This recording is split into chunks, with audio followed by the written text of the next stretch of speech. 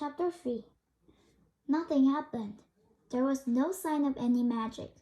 Fairy G went back to her desk and sorted through the pieces of paper.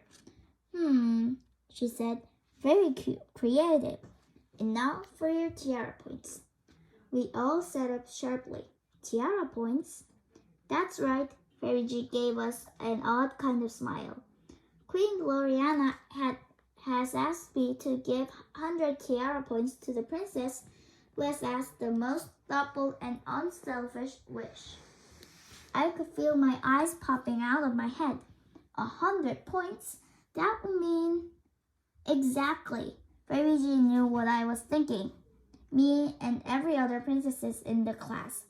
100 points will each earn you a place in the seashell coach.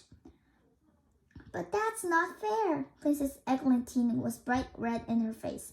She was a friend of Perfecta's. At least she was when Perfecta allowed her to be.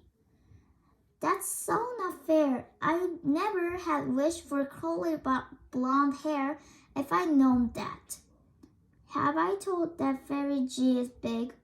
Well, when Eglantine said that she grew enormous.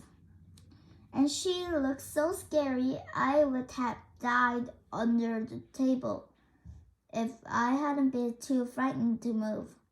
Princess Eglantine, Fairy G roared, you will take 20 minus tiara points. No princess worthy of name should ever speak the way you had just spoken. Eglantine cowered in her seat and whispered, sorry, Fairy G. Humph! Fairy G still looked angry, but she shrank back to her usual size. Let me remind you all that a princess should not ever need to be told to think of others before herself. I began to feel nervous. What would Fairy G think about our silver ponies? Will she give us minus tiara points too?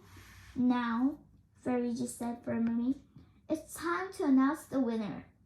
Are you ready? We sat up, folded our hands in our lap, and nodded. I could feel my heart pitter-pattering in my chest, even though I knew I couldn't possibly win. And the winner is... Fairy G stopped for a dramatic pause. We held our breath. And the winner is Princess Perfecta. There was a long silence. I could see Perfecta smiling, a cat that got the cream type of smile.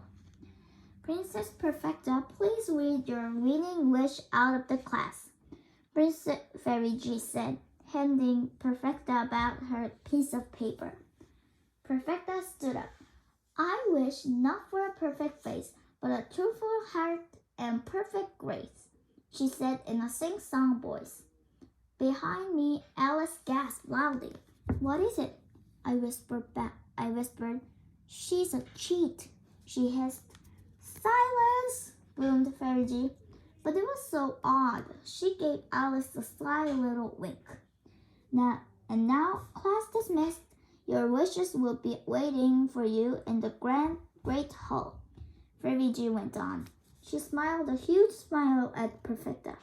And I'm sure we all wish you well, Princess Perfecta.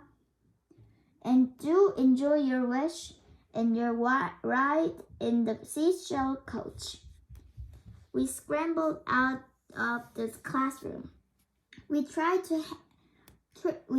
hard to walk properly down the long corridor that led to the great hall, but now at the same time we were dying to get there as fast as we could. Would there really be 6 silver ponies waiting for us?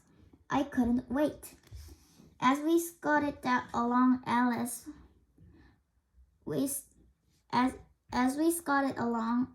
was possibly exploding with rage. Perfecta so cheated, she said. That was my sister's wish last year. Why on earth did Fairy G said something? I remember Fairy G's little wink. I think Fairy G is up to something, I said, and then we were at the door of the great hall.